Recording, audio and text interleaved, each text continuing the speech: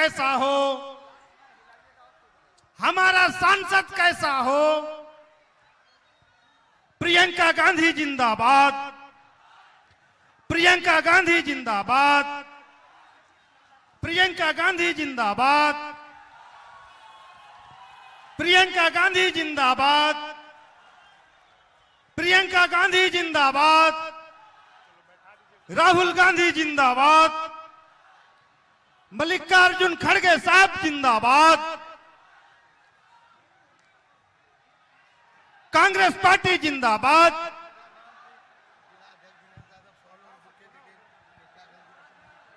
अब गोड्डा कांग्रेस के जिला अध्यक्ष भाई दिनेश यादव जी बुके और शॉल देकर आदरणीय नेत्री प्रियंका गांधी जी का सम्मान करेंगे।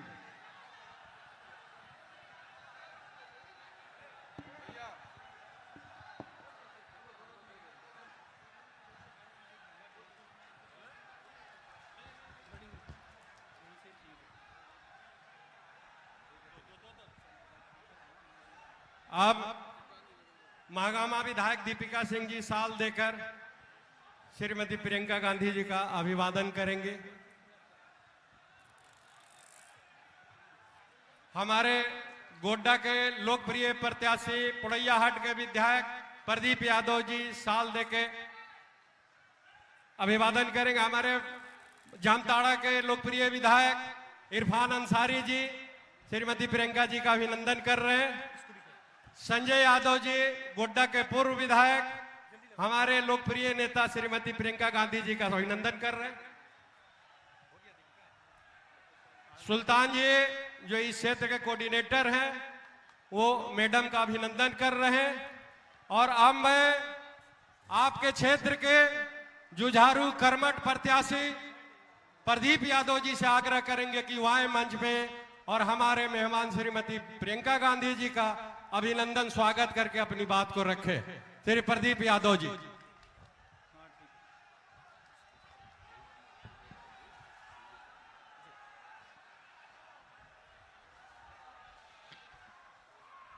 एक बार सबकी तालियां जोरदार बजनी चाहिए प्रियंका जी के स्वागत में।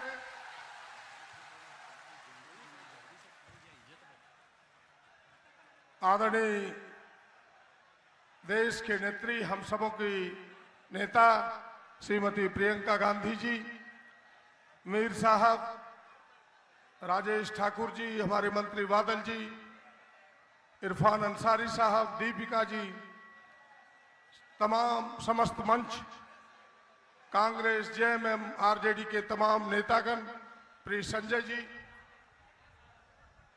बहनों व भाइयों, मैं तो केवल आपसे प्रार्थना करने के लिए खड़ा हुआ हूं कि वर्षों से आपका प्यार मिला है, इस बार भी आपका आशीर्वाद मिले।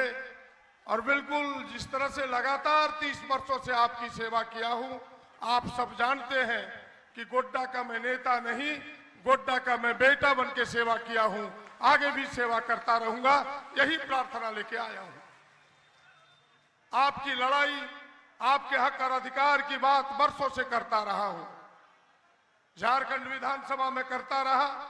इस बार आपसे कहने के लिए आया हूं कि यह आवाज लोकसभा में गूंजे, आपके बेटे की आवाज, आपके भाई की आवाज, इसलिए 1 तारीख को आपका आशीर्वाद हाथ छाप पर पड़े, हाथ छाप पर बटन दबे, यही मैं कहने के लिए आया हूं।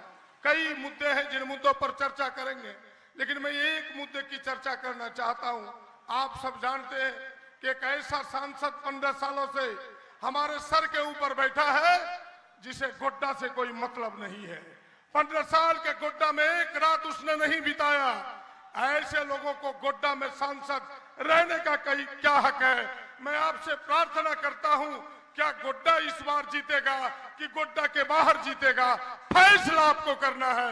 यही आपसे विनती है, यही आपसे प्रार्थना है।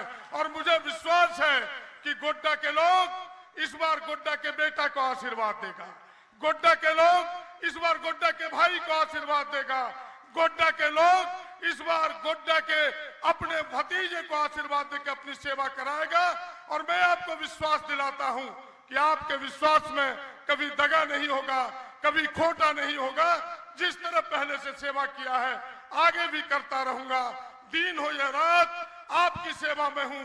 जब तक जिंदा हूं, जब तक शरीर में खून का एक कतरा भी है, गोड्डा के लिए हूं, गोड्डा के लिए हूं, गोड्डा के लिए हूं। धन्यवाद, नमस्कार, जोहर। बहुत बहुत धन्यवाद प्रदीप जी, आपके इस तरह का लगाव पूरे प्रदेश ये क्षेत्र में रहा।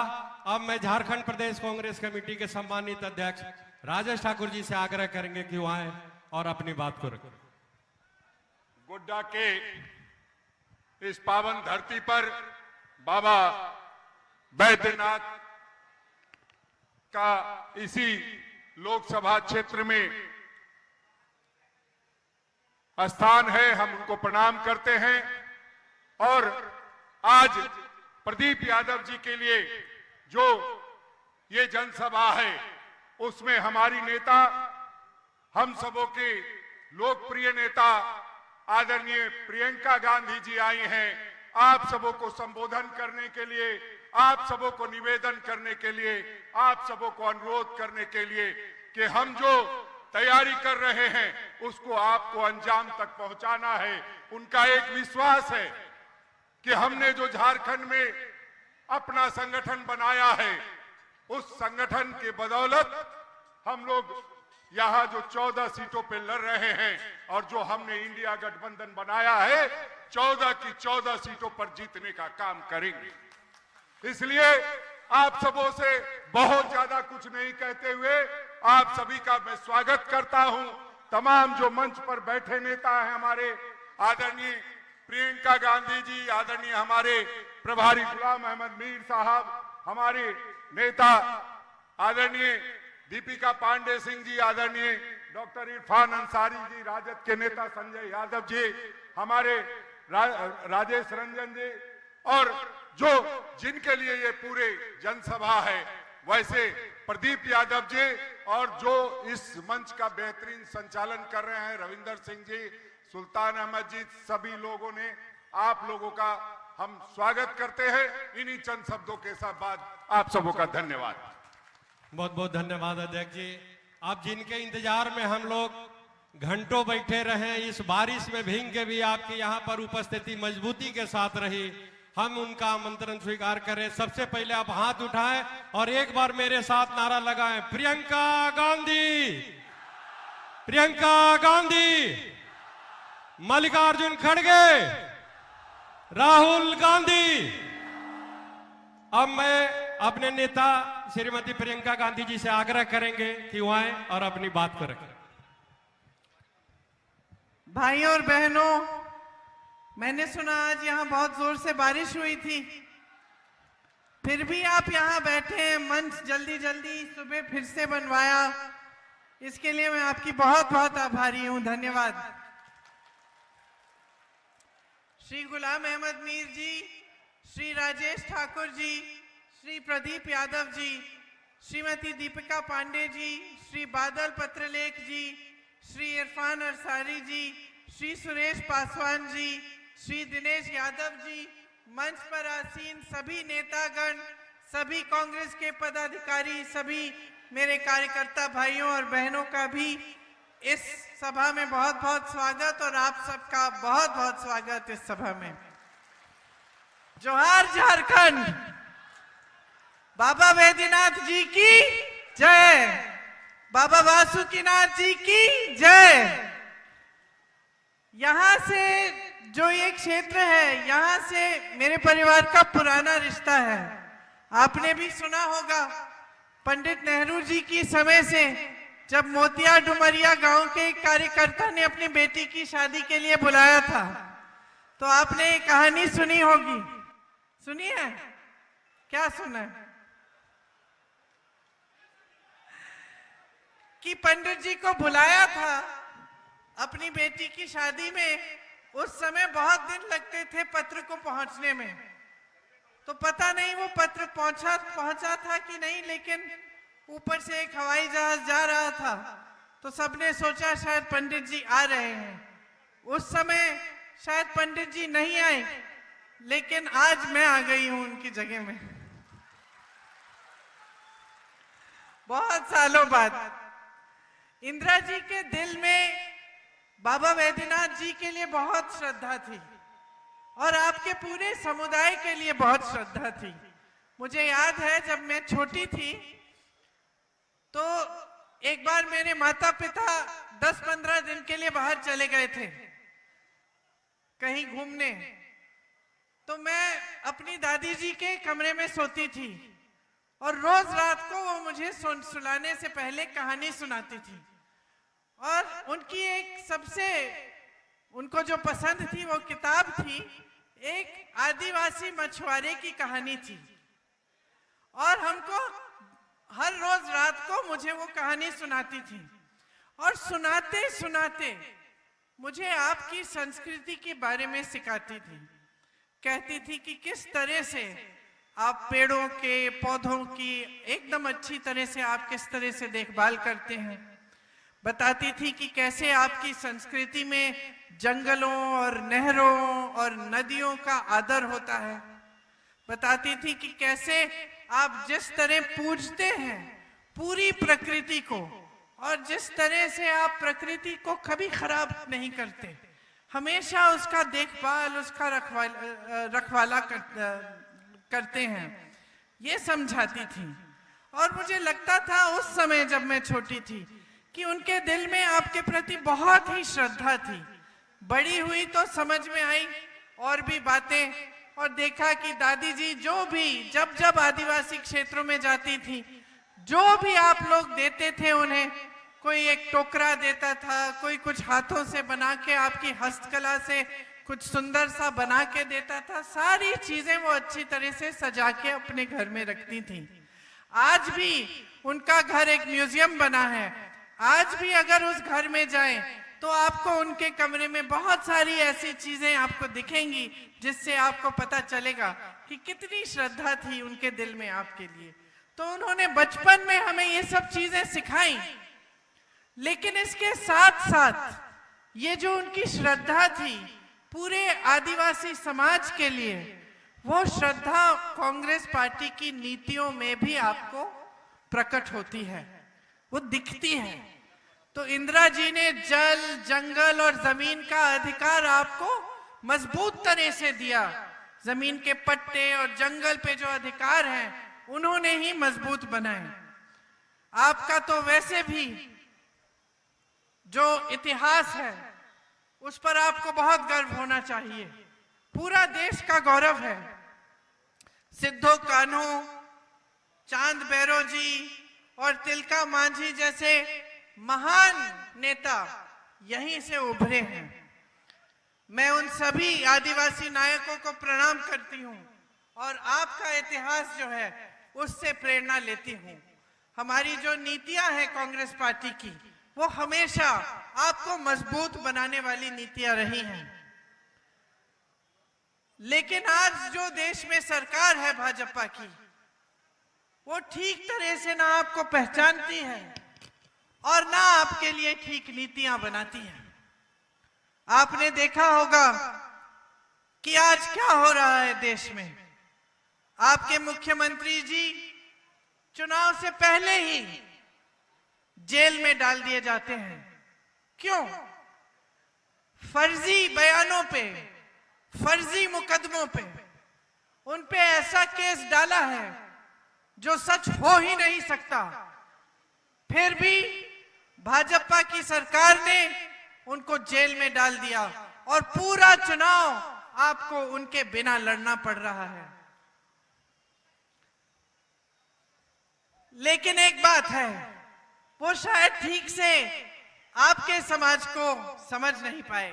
मोदी जी ने सोचा होगा कि हेमंत सोरेन जी को जेल में डाल देंगे तो यहां चुनाव आसानी से जीत जाएंगे, यही सोचा होगा।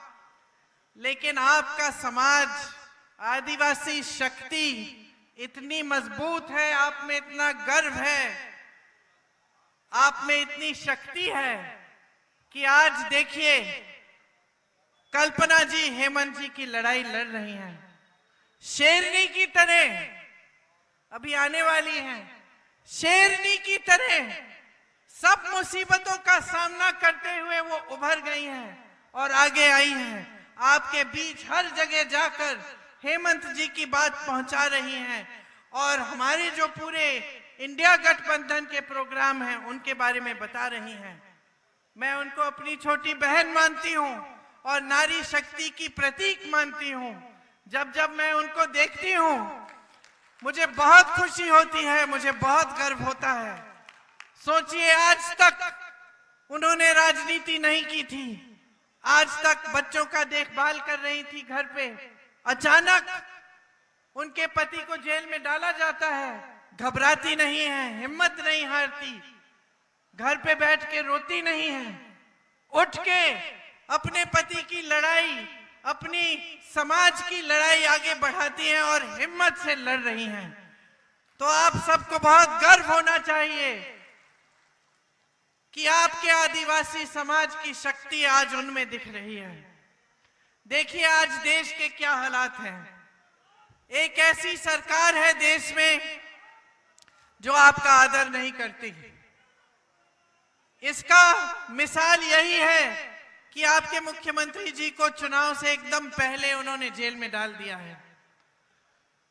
लेकिन एक और बड़ा मिसाल है कि इनके नेता जगह जगह जाके ये कह रहे हैं कि अगर इनको पूरी बहुमत से जिताया जाएगा तो संविधान को बदल डालेंगे। इस संविधान ने आपको अधिकार दिए हैं, इस संविधान ने आपको अपने जंगलों पे, जल पे, जमीन पे हक दिया है। इस संविधान ने आपको वोट देने का अधिकार दिया है और इस संविधान ने आपको आरक्षण दिया है। जब भाजपा के नेता इसको बदलने की बात करते हैं तो उनका क्या मतलब है, क्यों की है ये बात, इसको गहराई में समझने की जरूरत है। शुरू में इनके कुछ प्रत्याशियों ने ऐसा कह दिया अपने अपने संसदीय क्षेत्र में या जहां से चुनाव लड़ रहे थे वहां से ऐसा कह दिया कि हमें 400 सीट दीजिए, हम संविधान बदल डालेंगे। ऐसी बातें 9-10 जगहों से इन्होंने कही। उसके बाद इनको लगा कि इसको कहने से, इतनी खुली तरह से कहने से शायद नुकसान ना हो जाए, तो मोदी जी चुनाव के मंचों पर आकर मना करने लगे कि नहीं नहीं, हम संविधान को नहीं बदलेंगे। लेकिन मोदी जी ने खुद ही इन लोगों को कहा होगा कि जाकर कहिए कि संविधान बदलेंगे, क्योंकि मोदी जी की पार्टी में उनकी इजाजत के बिना इतनी बड़ी बात कोई कह नहीं सकता।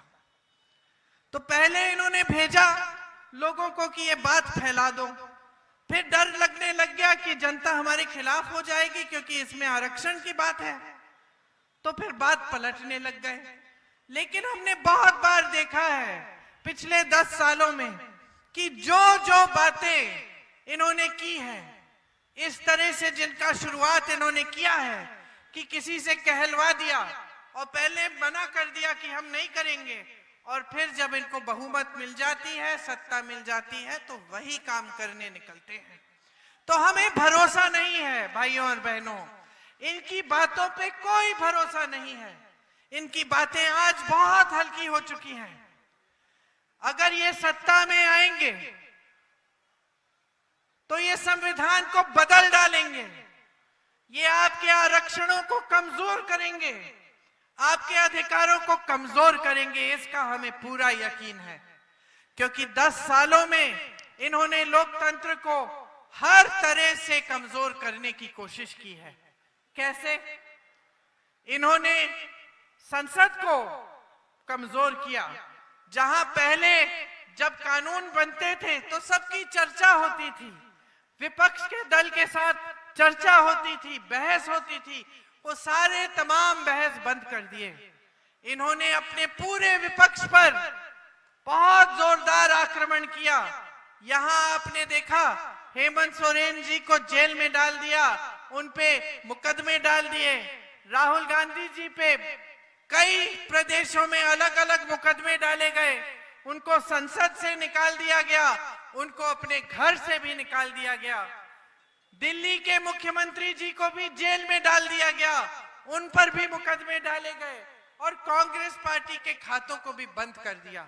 इसके साथ साथ न्यायपालिकों पर भी आक्रमण किया, उनको कमजोर करने का काम किया। और आज जितनी भी देश की मीडिया, टीवी के चैनल आप देखते हैं, उन सब को इनके खरबपति मित्रों ने खरीद डाला है। तो आज इस देश में लोकतंत्र के लिए लड़ने के लिए सिर्फ जनता है और कुछ विपक्ष के नेता हैं।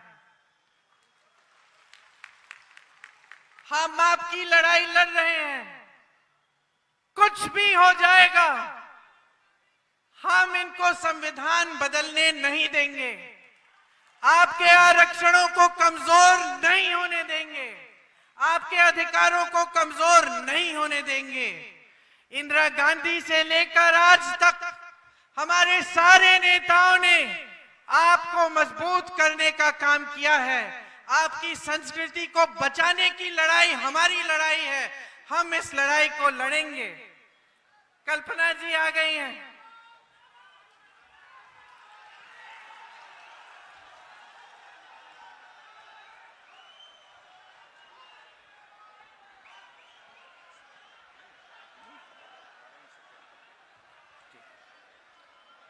जल, जंगल और जमीन पर जो आपके अधिकार हैं, उनकी रक्षा करनी हमारी जिम्मेदारी है। नमस्कार, आजा उधर आजा, यहाँ जाइए, यहाँ जाइए। मैं इनको अपनी छोटी बहन मानती हूँ।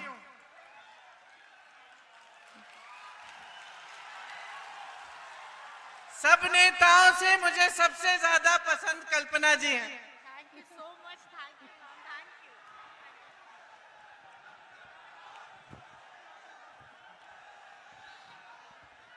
मैं कह रही थी कि जो जल, जंगल और जमीन पर आपके अधिकार हैं, इनको बचाना हमारा काम है, हमारा कर्तव्य है। आज भाजपा के नेताओं और इनके बड़े बड़े खरबपति मित्रों की नजर आप ही के जल, जंगल, जमीन पे है।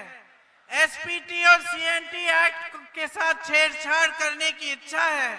आपने खुद यहां देखा कि आपकी जमीन, आपका पानी प्रधानमंत्री जी के बड़े खरबपति मित्र अडानी जी को दे दिए गए और आपको न नौकरी मिली उन कारखानों से और न बिजली मिलती है। सारी बिजली विदेश जाती है, आपको नहीं मिलती। ये है भाजपा की नीतियां। आज इन्होंने पूरे देश के विपक्ष पे हमला किया हुआ है, पूरी देश की मीडिया पे कब्जा किया हुआ है, ताकि आपको इनकी सच्चाई ना पता चले। इनकी सच्चाई क्या है? इनकी सच्चाई ये है कि पूरे देश में जितनी भी इनकी नीतियां हैं, सब इनके बड़े बड़े खरबपतियों के लिए बन रही हैं। जिस तरह से यहाँ पे से आपकी जमीनें ली, आपको मुआवजा ठीक ढंग से नहीं दिया, यहाँ पे बड़े बड़े खरबपतियों का खूब फायदा हुआ, लेकिन आपका फायदा नहीं हुआ। इस तरह से पूरे देश में कर रहे हैं। देश के कोयले के खदान, देश की बिजली, देश का पावर, देश के हवाई अड्डे, देश के बंदरगाह, सारे अपने बड़े बड़े खरबपति मित्रों को दे दिए गए हैं। ये लोग कर्ज माफ करते हैं अपने बड़े बड़े खरबपति मित्रों के। 16 लाख करोड़ रुपए माफ किए हैं इन्होंने, सिर्फ 22-23 बड़े बड़े खरबपतियों के, और देश के किसान का 1 रुपया माफ नहीं किया।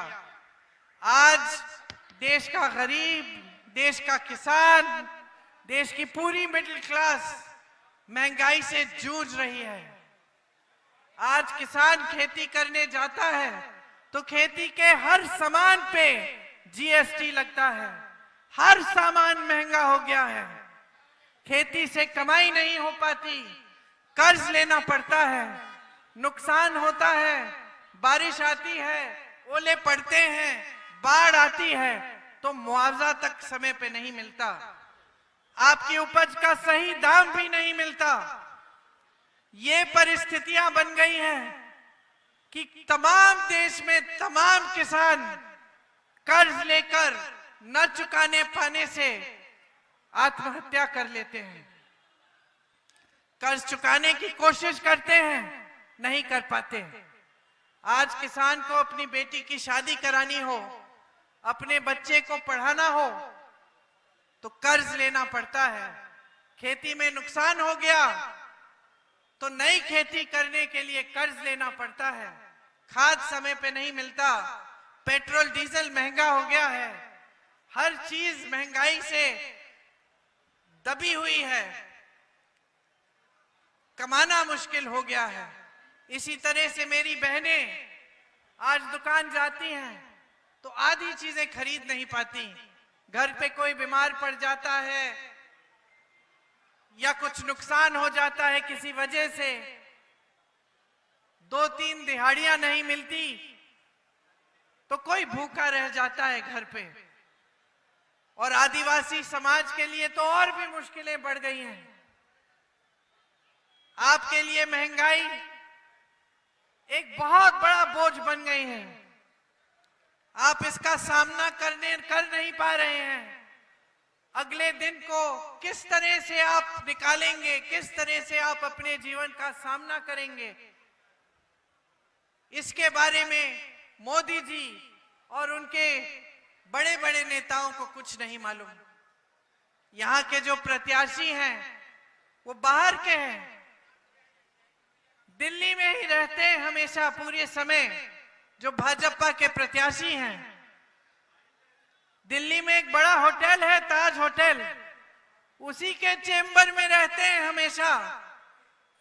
वहीं पे बड़े बड़े रेस्टोरेंट में बड़े बड़े खरबपतियों को खिलाते पिलाते हैं, लेकिन यहां आपके बीच नहीं आते। ये आप जानते हैं। देखिए, जो जनता से कट चुका है वो जनता का भला नहीं कर सकता। आज मोदी जी भी और यहाँ के प्रत्याशी भी इतने आगे बढ़ चुके हैं कि वो जनता से कट गए हैं। उन सब का अहंकार बहुत ज्यादा हो गया है, आपके बीच आते नहीं हैं। मोदी जी का अपना संसदीय क्षेत्र है वाराणसी, उसमें एक गांव के अंदर नहीं जाते, एक बार जनता से नहीं मिलते। और यहाँ आपके प्रत्याशी किसी के गांव में नहीं जाते, कभी पूछते नहीं कि आपका जीवन कैसे गुजर रहा है। किसी के घर में जाकर ये पूछना कि महंगाई का सामना कैसे कर रहे हो, आज ये गैस का सिलेंडर इतना महंगा हो गया है, इसको कैसे खरीद रहे हो, कितने संघर्ष हैं आपके, कितनी मुसीबतें हैं, ये कोई पूछता नहीं है। आज पूरे देश में ना किसानों की सुनवाई है, ना नौजवानों की सुनवाई है, ना मजदूरों की सुनवाई है।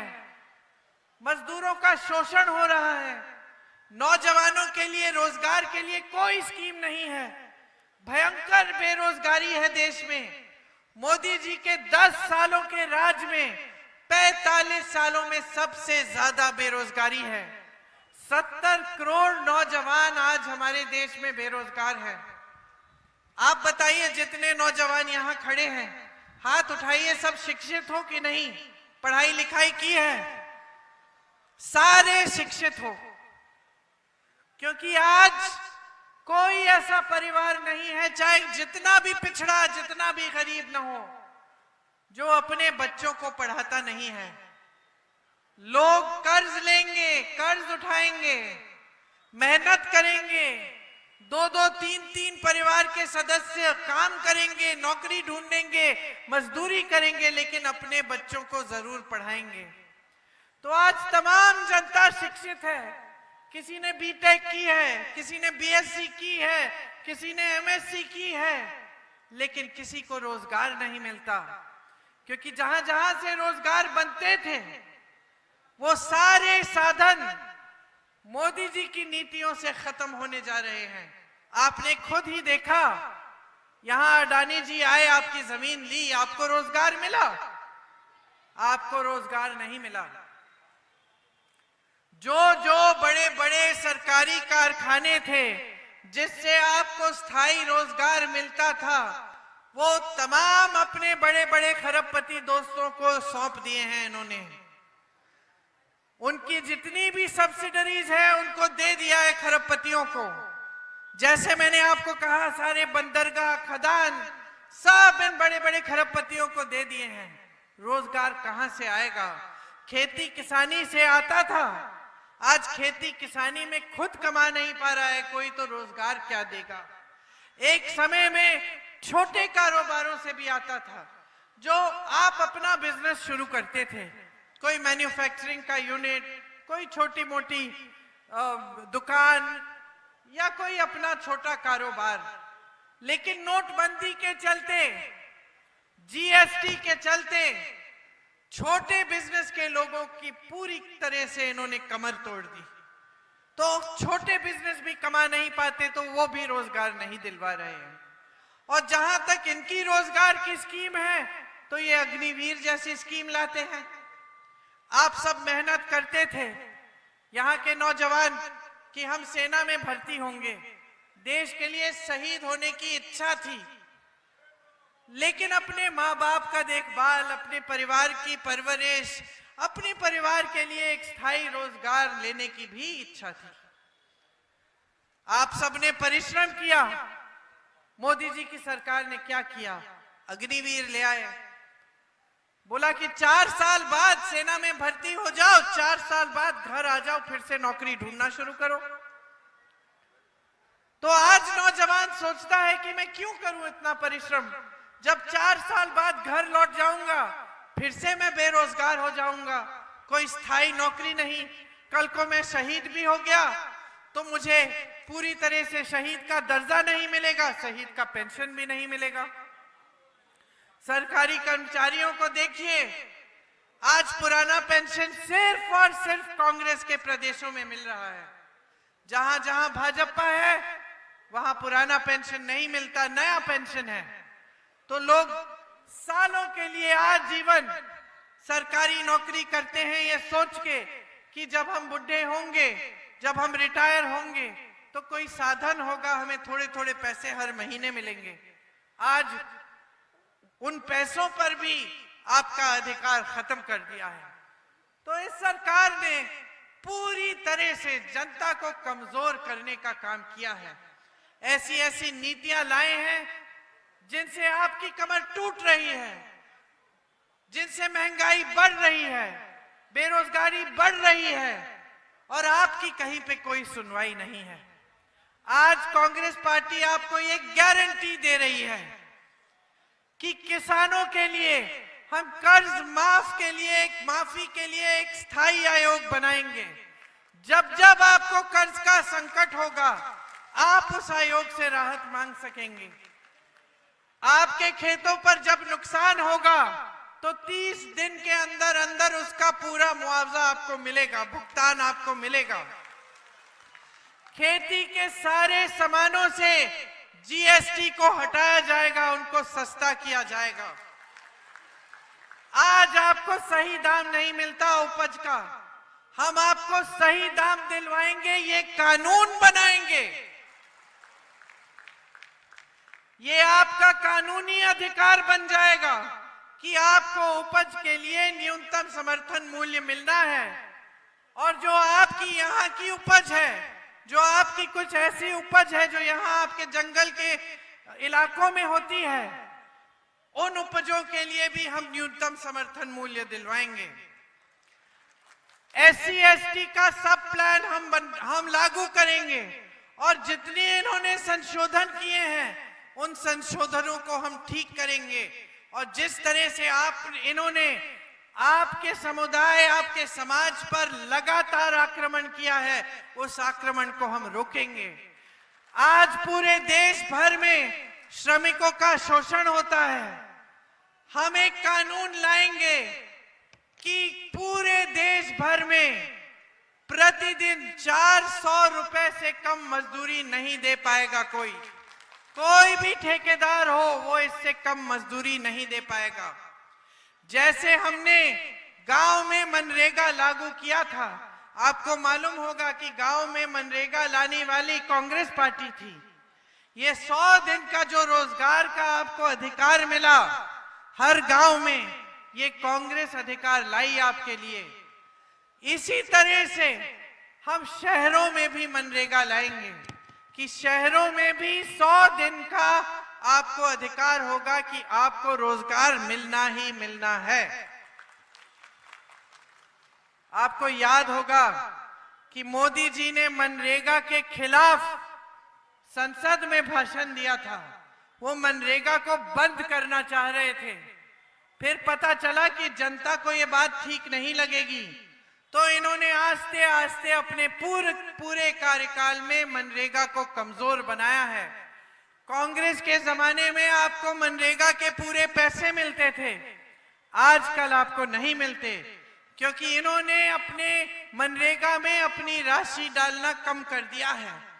हम पूरी राशि डालेंगे, उसको बढ़ाएंगे, ताकि मनरेगा जैसे कार्यक्रम जिससे आपको शक्ति मिलती है, जिससे गांव मजबूत होता है, वो मजबूत हो। इसके साथ साथ 25 लाख की हम स्वास्थ्य बीमा लाएंगे। 25 लाख रुपए तक गरीब परिवारों के लिए सारा इलाज मुफ्त होगा। इसका मतलब है कि कैंसर का ट्रीटमेंट, हार्ट के ऑपरेशन, ब्रेन की सर्जरी तक आप मुफ्त में करा पाएंगे। ये काम हमने राजस्थान में जब हमारी सरकार थी करा के दिखाया। हमने जहां जहां हमारी सरकारें हैं वहां ऐसे ऐसे काम किए हैं। आज कर्नाटका में, तेलंगाना में मेरी बहनों के खातों में 2-2 हजार रुपए प्रति माह हमारी सरकार डाल रही है। इसी तरह से देश भर में हम ये करेंगे कि जो गरीब परिवार है उनमें जो सबसे बड़ी महिला है उसके खाते में हम 8,500 रुपए हर महीने डलवाएंगे।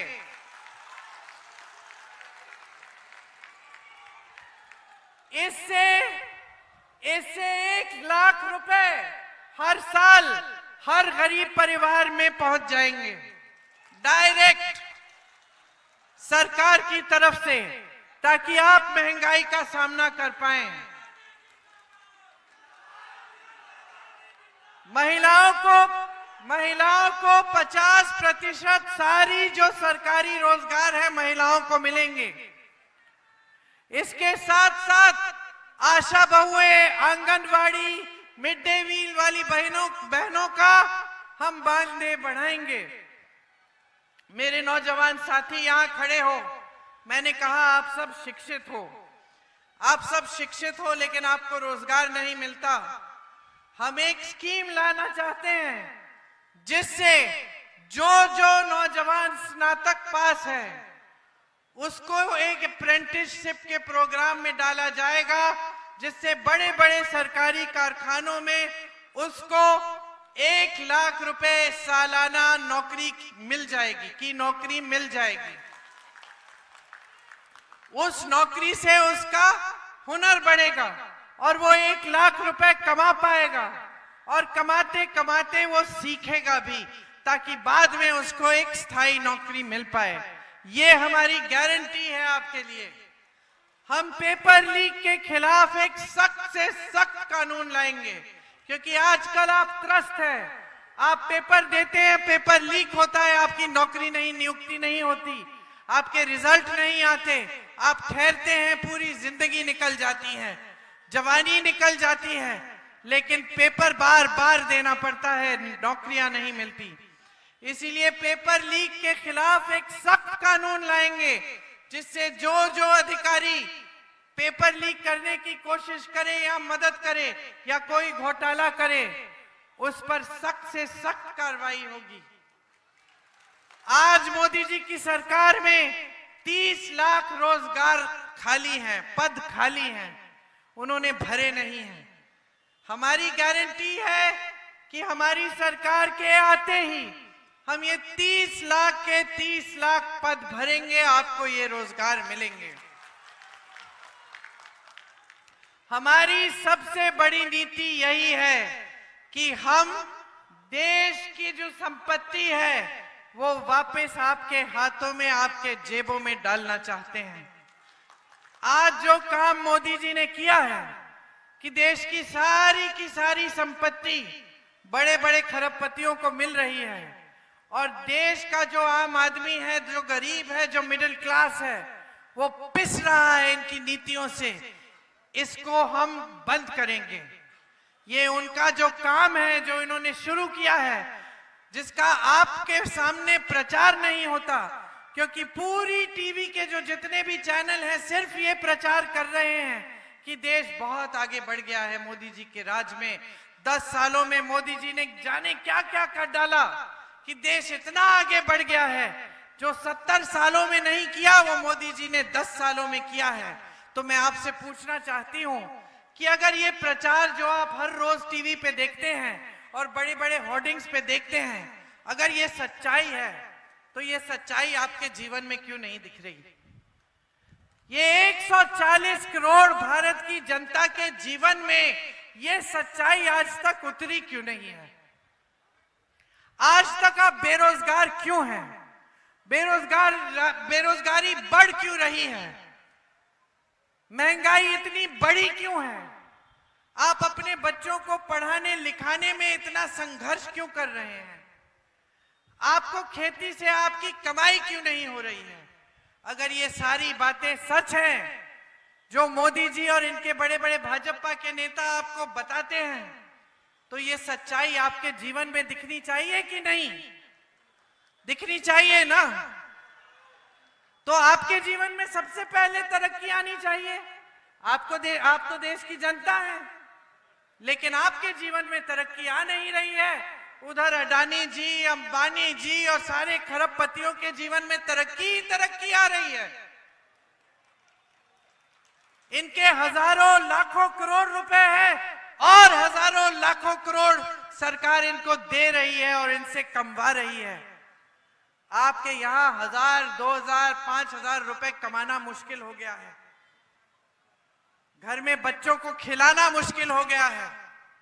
आज ये परिस्थितियां हैं और इनकी ये हिम्मत भाजपा के नेताओं की और देश के प्रधानमंत्री की कि आपके सामने आकर कहते हैं कि सारे नेता भ्रष्ट हैं, सिर्फ यही ईमानदार हैं। आपके मुख्यमंत्री को चुनाव के समय जेल में डाल देते हैं और आपके सामने आकर ऐसा कहते हैं कि खुद ईमानदार हैं। अगर खुद इतने ईमानदार होते तो क्या देश की सारी संपत्ति अपने बड़े बड़े खरबपति मित्रों को दे देते? अगर इतने ईमानदार हैं तो ये इलेक्टोरल बॉन्ड की स्कीम क्या ले आए ये,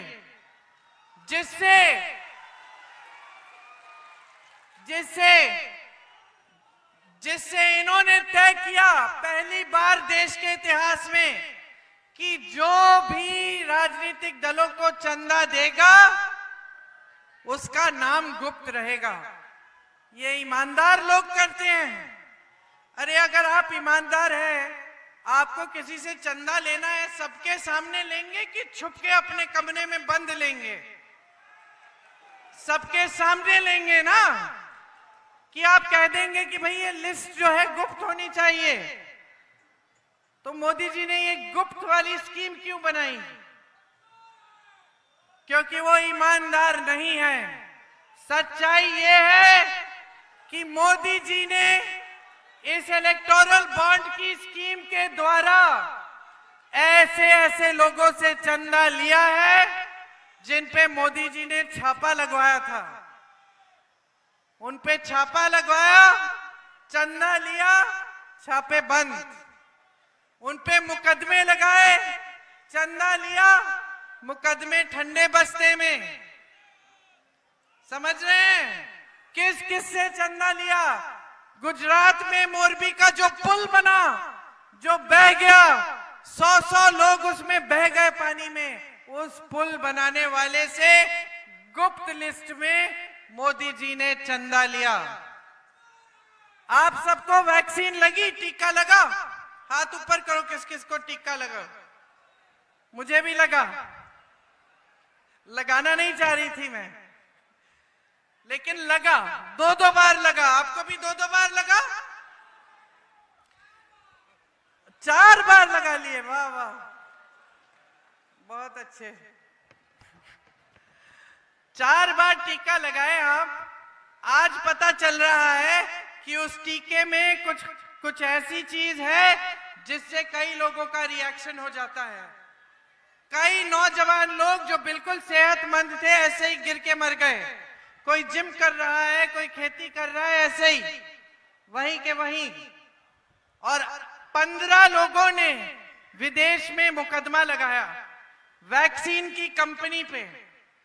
आज अगर आप वैक्सीन मार्केट में ढूंढे तो नहीं मिलेगी। और याद है जो मोदी जी का चेहरा था उस प्रमाण पत्र पे, वैक्सीन के प्रमाण पत्र पे, याद है? था, मेरे पे भी था।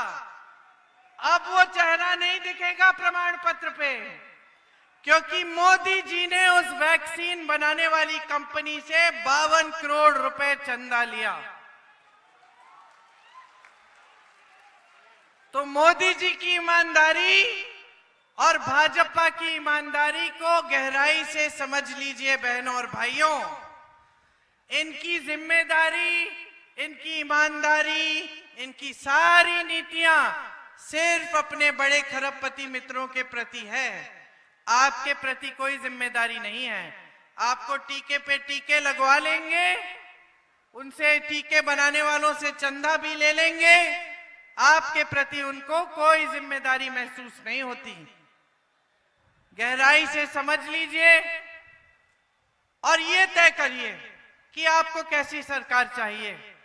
आपको ऐसी सरकार चाहिए जिसकी नीतियां आपकी भलाई के लिए हो, जो इस लोकतंत्र को, इस संविधान को मजबूत करने वाली हो, या आपको एक ऐसी सरकार चाहिए जो आपको कमजोर करे, लोकतंत्र को कमजोर करे, संविधान से आपके आरक्षण भी कम करे?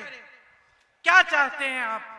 आज यहां हमारे प्रत्याशी श्री प्रदीप यादव जी हैं।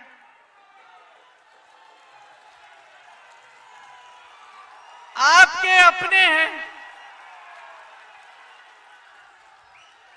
आपके अपने हैं, और कांग्रेस की इनमें विचारधारा है, ये जाति धर्म से ऊपर है। इनकी विचारधारा सबको एक मानती है, गरीबों को, किसानों को ये सर्वोपरि मानते हैं। इन्होंने दिन रात आपकी सेवा की। आप ऐसे प्रत्याशी चाहते हैं कि वो ताज होटल वाले भाजपा के प्रत्याशी जो वहां ज्यादा दिखेंगे, यहां कम दिखेंगे। आप अपने प्रत्याशी चाहते हैं अपने क्षेत्र के कि बाहरी क्षेत्र के, ये तय कर लीजिए। इन्होंने बाबा वैद्यनाथ की सदियों से सेवा की है, सदियों से आप सबने सेवा की है इस क्षेत्र में, और ये भक्त हैं उनके। यहाँ के जो पुजारी हैं जिन्होंने सेवा की है सदियों से, उनको मैं प्रणाम करती हूं। और उनसे मेरा निवेदन है कि प्रदीप जी बाबा के सेवक हैं, ये भी जनता के सेवक हैं, आपके सेवक हैं, इन्हें अपना आशीर्वाद दीजिए। ये आपको निराश नहीं करेंगे। तो मैं आपसे भी और बाबा वैद्यनाथ जी के पुजारियों से भी मैं यही उम्मीद रखती हूं कि आप सब अपना आशीर्वाद प्रदीप जी को देंगे। मुझे बहुत खुशी है आज कि हमारे वरिष्ठ नेता फुरकान जी अंसारी जी और उनके बेटे इरफान अंसारी जी जैसे हमारे जो नेता हैं वो भी पूरी शक्ति से इस चुनाव में काम कर रहे हैं। हमारी युवा नेत्री दीपिका पांडे जी भी, जिन्होंने मेरे साथ हिमाचल में काम किया और उत्तराखंड में भी काम किया, वो भी लगी हुई है इस चुनाव में। पूरी जो कांग्रेस पार्टी है, पूरी इस चुनाव में जी जान से लगी है ताकि आपके प्रत्याशी जीते और यहां से भारी बहुमत से कांग्रेस विजयी हो, कांग्रेस की देश में सरकार आए, ताकि हम ये सारी स्कीमें, ये सारी गारंटी आपके लिए लागू करें। आप जब यहाँ का चुनाव होगा तो आप ईवीएम पर जब हाथ के पंजे पर बटन दबाएंगे तो याद रखिए कि आप हेमंत सोरेन जी की रिहाई का रास्ता भी खोल रहे हैं। आप कांग्रेस पार्टी को जिताएंगे तो आपको एक ऐसी सरकार मिलेगी जिससे आपको गर्व होगा। आपको गर्व होगा कि आपके देश में एक ऐसी सरकार बनेगी जो आपके लिए दिन रात काम करके, आपकी सेवा करके आपको दिखाएगी। आपने बहुत ध्यान से मेरी बातों को सुना। आप सबको बहुत बहुत धन्यवाद। जय हिंद।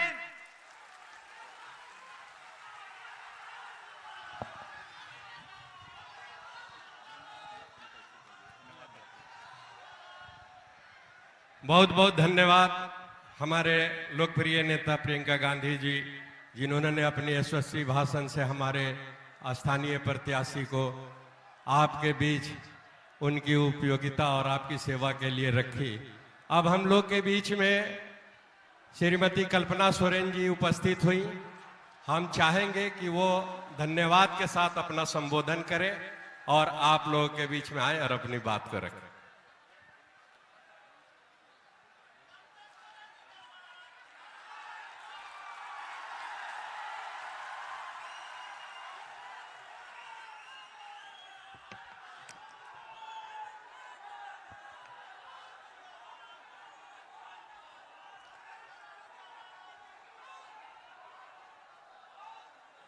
गोड्डा के मेला मैदान में आयोजित इस चुनावी सभा में उपस्थित माननीय प्रियंका गांधी जी, प्रदेश कांग्रेस प्रभारी गुलाम अहमद मीर जी, प्रदेश कांग्रेस अध्यक्ष राजेश ठाकुर जी, माननीय विधायक सह गोड्डा लोकसभा के प्रत्याशी प्रदीप यादव जी, माननीय मंत्री बादल पत्रलेख जी, माननीय विधायक इरफान अंसारी जी, माननीय विधायक दीपिका पांडे जी, माननीय पूर्व विधायक संजय यादव जी और मंच पर उपस्थित इंडिया गठबंधन के हमारे सभी नेतागण, कार्यकर्तागण और सामने ये जन सैलाब, हमारी जनता, हमारे भगवान, आप सभी को मेरी तरफ से नमस्कार है, प्रणाम है, जोहार है, अस्सलाम वालेकुम है।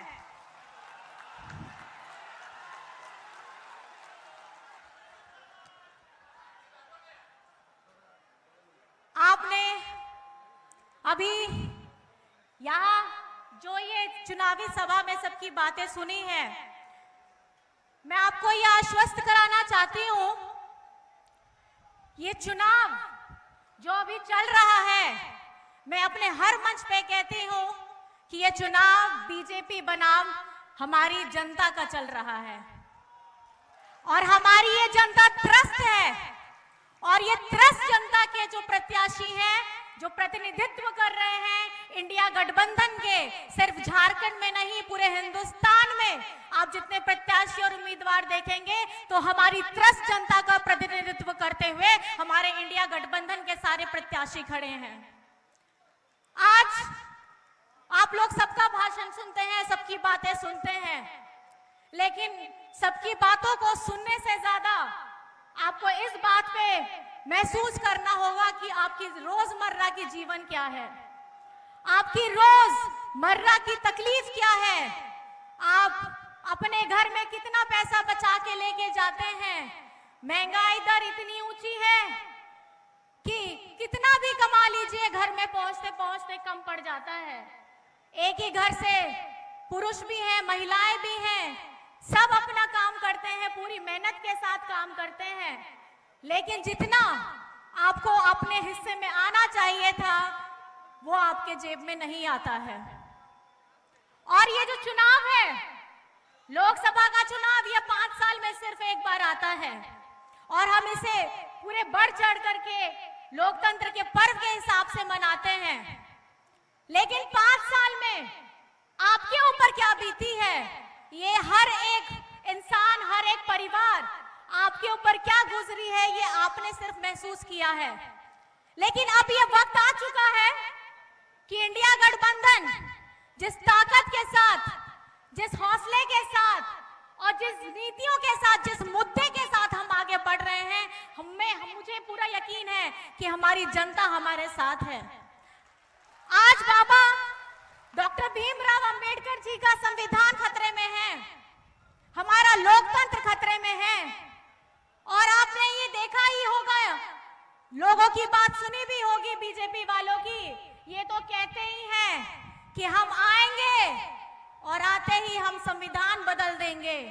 संविधान बदल देंगे मतलब आरक्षण खत्म कर देंगे। आरक्षण खत्म कर देंगे मतलब हमारे जितने भी गरीब, गुरबा, आदिवासी, दलित, पिछड़ा और अल्पसंख्यक लोग हैं, जरूरतमंद लोग हैं, हमारे जितने अधिकार बाबा साहब ने हमको दिए हैं हिंदुस्तान में, ये उनको बदलने जा रहे हैं। अभी ये लोग ने इलेक्शन हुआ नहीं, पहले से अपना नया नारा, पहला चरण हुआ एक नारा, दूसरा चरण हुआ बीजेपी वालों का नारा बदल गया, तीसरा हुआ फिर बदल गया, चौथा हुआ फिर बदल गया, तो 7वां आते आते तक अब यही होगा कि अब बीजेपी अब आने नहीं वाली है और इसका अंदेशा उनको पहले ही हो चुका है। और यही भयावह स्थिति को उन्होंने भांप लिया था, इसलिए आपके प्यारे मुख्यमंत्री हेमंत सोरेन जी को इन्होंने जेल में डालने का काम किया, वो भी चुनाव से ठीक पहले। ये वही हेमंत सोरेन है, ये वही हेमंत सोरेन है जिसने जब कोरोना हुआ था तो अपने मजदूर भाइयों को बाहर से लाने का काम किया था। जब केंद्र सरकार की जिम्मेदारी थी कि लॉकडाउन से पहले उनकी जो जिम्मेदारी है, लोग अपने जगह पे पहुंच जाए, उनके लिए सुविधाएं उपलब्ध कराए, लेकिन इन्होंने नहीं किया। बड़ी बड़ी इमारतें आप देखते हैं, बड़े बड़े भवन देखते हैं, कौन बनाता है इसे? सुंदर सुंदर आपको सड़कें नजर आती हैं, हाईवे देखते हैं, कौन बनाता है इन्हें? इन्हें मजदूरों की चिंता कभी नहीं हुई है। बीजेपी वाले हमेशा मजदूर विरोधी रहे हैं, हमेशा किसान विरोधी रहे हैं। और आपके इसी हेमंत बेटा ने, हेमंत बाबू ने कोरोना के समय जब लॉकडाउन हुआ तो अपने मजदूर भाइयों को बसों से, ट्रेन से, हवाई जहाज से झारखंड लाने का काम किया है और उनको अपने परिवार से मिलाने का काम किया है। आज हमारे अन्नदाता, हमारे किसान दिल्ली के बॉर्डर पे अपना धरना देने आते हैं तो ऐसा भयावह स्थिति पैदा कर देते हैं, इतने बड़े बड़े लोहे के जाल बिछा देते हैं, कील लगा देते हैं, जैसे लगता है कि कोई बाहर से विदेशी हमला कर रहे हैं। ये हिंदुस्तान है, ये हिंदुस्तान है किसानों का, ये हिंदुस्तान है मजदूरों का, ये हिंदुस्तान है आदिवासियों का, ये हिंदुस्तान है पिछड़ों का, ये हिंदुस्तान है गरीबों का, ये हिंदुस्तान है अल्पसंख्यकों का, ये हिंदुस्तान है हर उस मजबूर व्यक्तियों का जिसका रखवाला अगर किसी को होना चाहिए था तो वो केंद्र सरकार का होना चाहिए था। लेकिन आज की ये जो परिस्थिति आपके सामने उत्पन्न हो रही है, वो परिस्थिति का अगर आपको लेखा जोखा मिले तो आप लोगों को प्रश्न बीजेपी वालों से पूछना चाहिए था।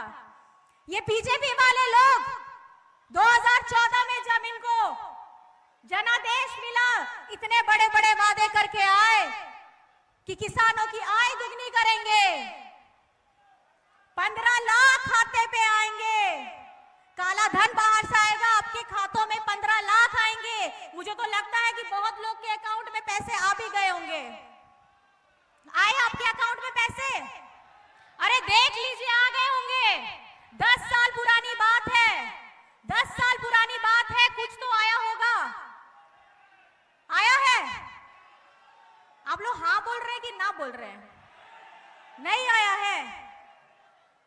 ये वही लोग हैं जो रोजगार की बात करते थे। 2014 में अगर सबसे ज्यादा वोट मिला है तो हमारे युवा वर्ग ने वोट किया है, और इसलिए किया था कि उनको लगा था कि हमारा भविष्य थोड़ा उज्जवल होगा, प्रकाशित होगा, लेकिन आज आप देख सकते हैं 10 साल हो गए, कहां गए वो बातें, कहां गए वो वादे जिनका भरोसा जीत करके, हमारी जनता का भरोसा जीत करके इन्होंने कहा था कि हम भारत को सुदृढ़ करेंगे, आगे बढ़ाएंगे।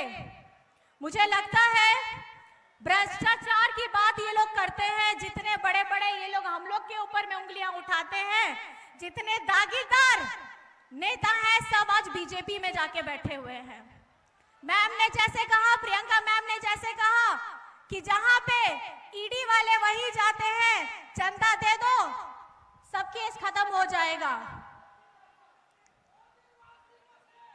हाँ, आपने सही कहा, वही ऐसा मशीन है जिसमें से आप पार हो जाए, सारे आपके साफ सफाई सब हो जाएंगे, एक भी दाग आपको नजर नहीं आएगा।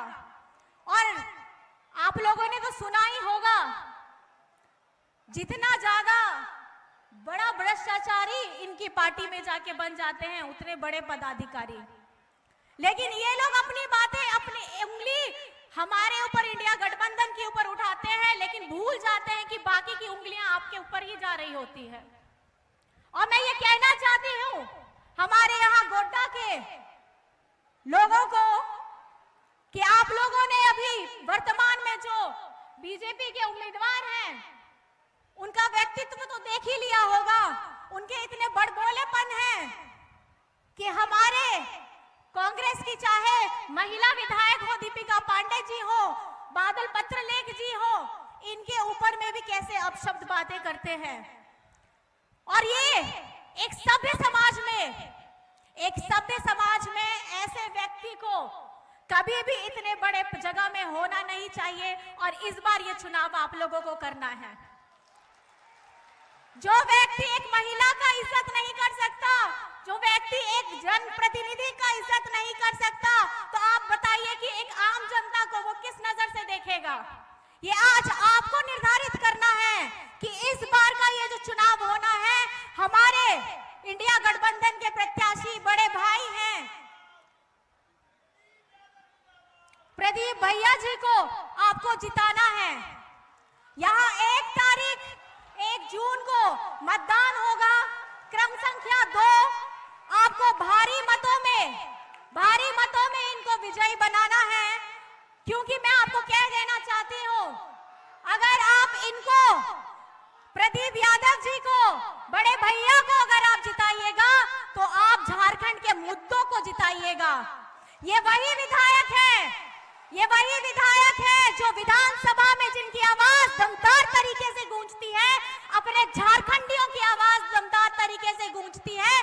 तो मुझे लगता है कि अब संसद की भी बारी आ गई है, और हमारे जब ये सांसद बन करके जाएंगे तो झारखंड के जो अपने मुद्दे होंगे उनको प्रखरता के साथ आगे बढ़ाएंगे, और इसका आशीर्वाद आप लोगों को देना है। आप वहीं से बैठ करके अपने दोनों हाथों को खड़ा करके आप आशीर्वाद दीजिए अपने बेटे को, अपने भाई को, अपने दादा को, कि आपको पूरा आशीर्वाद देना है। आप लोग सब लोग वहीं से आशीर्वाद दीजिए, विजयी भाव का आशीर्वाद दीजिए। ये विजयी भाव आप प्रदीप जी को करिएगा, ये विजयी भाव आप हेमंत जी को करिएगा, ये विजयी भाव आप दिशम गुरु शिबू सोरेन जी को करिएगा, ये विजयी भाव आप इंडिया गठबंधन को करिएगा। इंडिया गठबंधन की अगर सरकार बनती है दिल्ली में आपके आशीर्वाद से, तो मुझे लगता है इंडिया गठबंधन का मतलब होता है महिलाओं के खाते में 8,500 रुपए प्रति माह आना। इंडिया गठबंधन की सरकार बनती है तो मुझे लगता है आप लोगों को ये सुनिश्चित करना है 5 किलो का जो वादा किया गया है, 5 किलो का अनाज 10 किलो होगा। इंडिया गठबंधन की जीत का मतलब बनता है आदिवासी धर्म कोड की नीति को लागू करना। इंडिया गठबंधन की जीत का मतलब होता है पिछड़ों के लिए 27% का आरक्षण लागू करना। इंडिया गठबंधन की सरकार का मतलब होता है कि हमारे जितने भी युवा हैं, खाली पद खाली पड़े हैं, उनको भरने का काम करेगी। इंडिया गठबंधन का मतलब होता है हमारा ये सुंदर हिंदुस्तान आगे बढ़ेगा, अपने सब बच्चों के आगे बढ़ा करके, उनकी शिक्षा में आगे बढ़ा करके, महिलाओं को अपनी भागीदारी दे करके अपने भाइयों को, युवा भाइयों को जगह में, सही जगह में नौकरी दे करके, मुझे लगता है ये वादा आपको अपने साथ करना है। और आप लोग हमेशा एक नारा देते हैं, आप लोग हमेशा अपने हेमंत सोरेन दादा के लिए एक नारा देते हैं, जेल का ताला टूटेगा, देते हैं ना? तो जो ताले की जो चाबी है, वो चाबी है आप लोग, आपका एक एक वोट चाबी है। क्योंकि अगर इंडिया गठबंधन की सरकार दिल्ली में 4 जून के बाद आ रही है, तो आपके हेमंत सोरेन भी बाहर आ रहे हैं। और ये निश्चित हो चुका है। अगर आपको अपने दादा से, अपने हेमंत बाबू से, अपने प्रिय मुख्यमंत्री, पूर्व प्रिय मुख्यमंत्री हेमंत सोरेन जी से अगर प्यार है, मोहब्बत है, तो आप अपने हमारे इंडिया गठबंधन के प्रत्याशी को वोट करिएगा और प्रचंड मात्रा में वोट करिएगा। चाहे धूप कितनी कड़ी क्यों ना हो, आपको प्रचंड मात्रा में वोट करना है। करिएगा कि नहीं करिएगा? तो मैं आपसे कुछ सवाल पूछूंगी, आप मुझे जवाब दीजिएगा। मतदान की तारीख कौन सी? कौन सी तारीख? कौन सी तारीख? कौन सी तारीख? और आपका छाप क्या है? दिखाइए। कौन सा छाप? कौन सा छाप? कौन सा छाप? क्रम संख्या, क्रम संख्या, क्रम संख्या, क्रम संख्या। और ये जीत सुनिश्चित करनी है आपको, और इस जीत को सुनिश्चित करने के लिए आपने आज जिस जोशीले अंदाज में यहां दिया है, उसी तरीके से ईवीएम मशीन का भी बटन दबाइएगा और हमारे इंडिया गठबंधन के प्रत्याशी को वोट करके, इंडिया गठबंधन दिल्ली आ रही है, हम दिल्ली आ रहे हैं। आप सभी को मेरी तरफ से बहुत बहुत धन्यवाद है, आभार है। इतनी गर्मी में भी आए, ये टेंट भी छोटा पड़ गया है, बहुत लोग बाहर भी खड़े हैं, वहां गाड़ी के ऊपर में भी खड़े हैं। और अगर आप थोड़ा सा देख पाएंगे तो हिंदुस्तान का झंडा भी आपको नजर आएगा। पीछे मुड़ के देख लीजिए और सलाम करिए इस हिंदुस्तान के झंडे को, क्योंकि ये हिंदुस्तान हमारा है। ये हिंदुस्तान के गरीब, गुरबा, मजदूर, किसान, पिछड़ा, आदिवासी, दलित, अल्पसंख्यक, जरूरतमंद का हिंदुस्तान है। ये हिंदुस्तानी हम लोग हैं और मुझे लगता है आप लोगों का आशीर्वाद इंडिया गठबंधन को जरूर मिलेगा। मेरी तरफ से बहुत बहुत जोहार है, प्रणाम है और सलाम है। बहुत बहुत धन्यवाद कमला मैडम। आप हाथ उठा के नारा लगाए, प्रियंका गांधी जिंदाबाद, प्रियंका गांधी जिंदाबाद, जिंदाबाद जिंदाबाद, कल्पना सोरेन जिंदाबाद, जिंदाबाद जिंदाबाद, कल्पना सोरेन जिंदाबाद, जिंदाबाद जिंदाबाद, हाथ छाप जिंदाबाद, जिंदाबाद जिंदाबाद। बहुत बहुत धन्यवाद।